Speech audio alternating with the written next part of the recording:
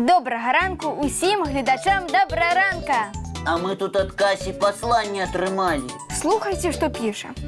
Дорогие хлопчики, доводжу до вашего ведома, что мяне сегодня не будет. Поехала в гости до сяброўкі.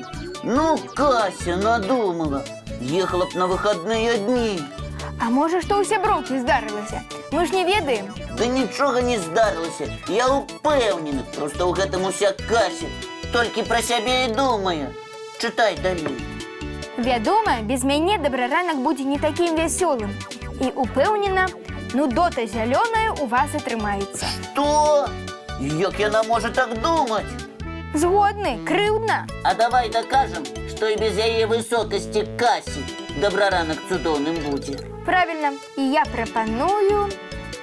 прапаную пачаць з якіх-небудзь цікавых фактаў. Пра зайцоў і трусаў. Ты не супраць? Пра зайцоў і трусаў, дык пра зайцоў і трусаў. Тым болей, што яны твае і Касіны сваякі. Дзе там наш электронны дапаможнік? Вось ён. Так. Цікавыя факты пра зайцоў і трусаў. Ёсць. А давай, каб цікавей было, я табе і нашым гледачам буду задаваць пытанні па тэме. Прапануеш у веру-няверу пагуляць? Я згодны. А вы, сябры?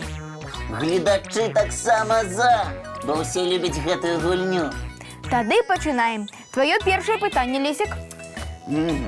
Ці верыце вы, што зайцоў можна сустрэць і ў Афрыцы, і ў Еўропе, і ў Аўстраліі, нават у Антарктыдзе? Думаем. Я ведаю, што зайцоў можна сустрэць амаль на ўсіх кантынентах, акрамя аднаго. Што вы кажаце? Іх няма толькі ў Антарктыдзе? Дзякуй.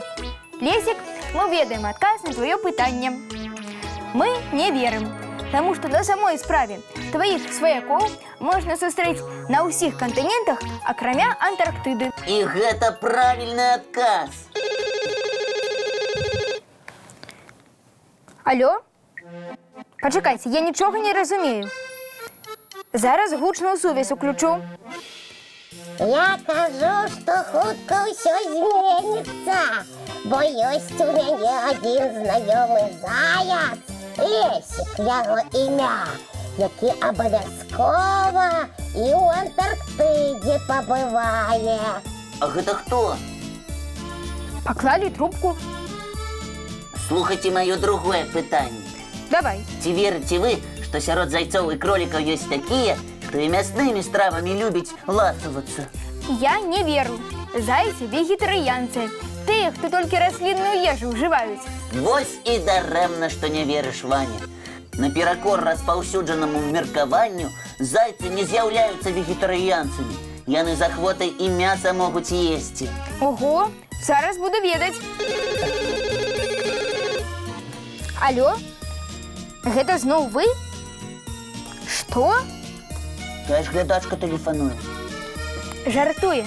А гаворыць, што ведае аднаго труса, які і мёдам, і згушчаным малаком любіць ласавацца. А, я таксама яго ведаю. І ты ведаеш. Я? Ты. Вось і гледачы здагадаліся, пра якога выхаванага труса размова ідзе. Глядзі.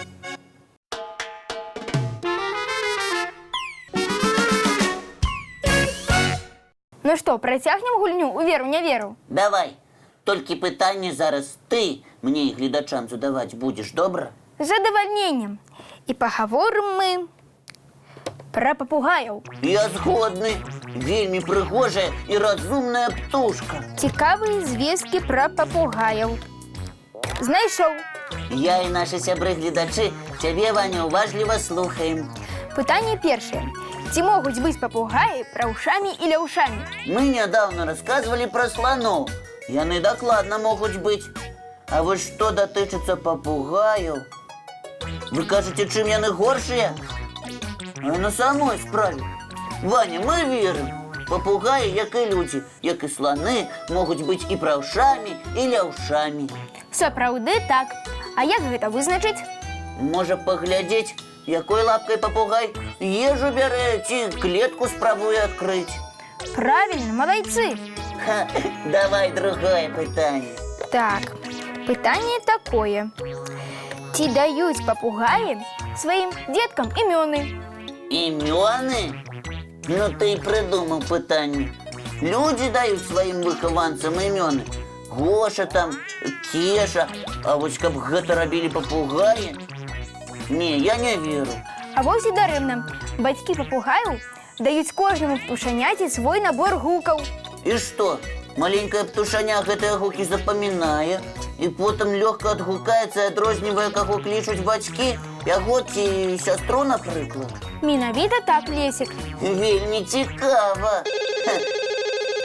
О, табе зноў тэлефануюць. Алло? О, я вас познал. Зноў наша сённяшняя глядачка. А ти запитай, як її ім'я. Я не вельмі зразумеў. Як? Може, скажете свое імя? Не скажа, бо трубку поклала. Ось сарамліва, якая глядачка трапілася. А чого ти не зрозумів, Ваня? Яна попросила показать нейкага попугая, які прапанаваў сланяняці стаць напрыклад. І що тут незразумелага? Ми можемо показати такого попугая. Вось, калі ласка, глядзіце.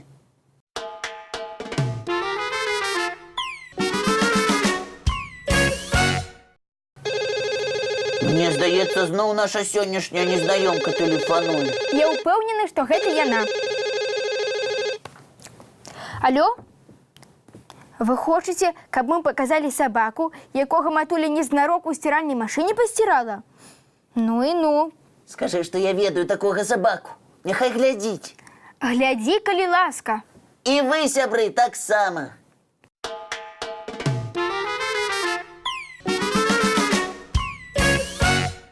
Ну што, выканалі мы твоё пажаданне? Што? Хочаш з Лесікам пагутарыць? Калі ласка. Алло, Лесик слухае. Так. Во, якая надакучлівая глядачка трапілась. Усю раніцу нам тэлефануе. І што цікава, на мой тэлефон. Таямнічая незнаёмка хоча, каб на яе пытанне гледачы адказалі. Ну а чаму не?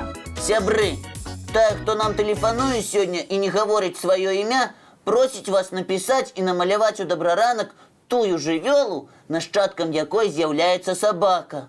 А што, добрае пытанне. Дзякуй табе, таямнічая незнаёмка. Нагадваем нашы адрасы. Паштовы 220-114, город Мінск, вуліца Макаёнка, 9. Ці электронны. Дабраранак ТВ, slimak@gmail.com. Пераможцы абавязкова атрымаюць прызы ад нас і часопіса «Рюкзачок». А зараз, думаю, ніхто не будзе супраць, калі мы пакажам яшчэ адзін мультфільм. Ніхто, усе толькі за. Глядзім.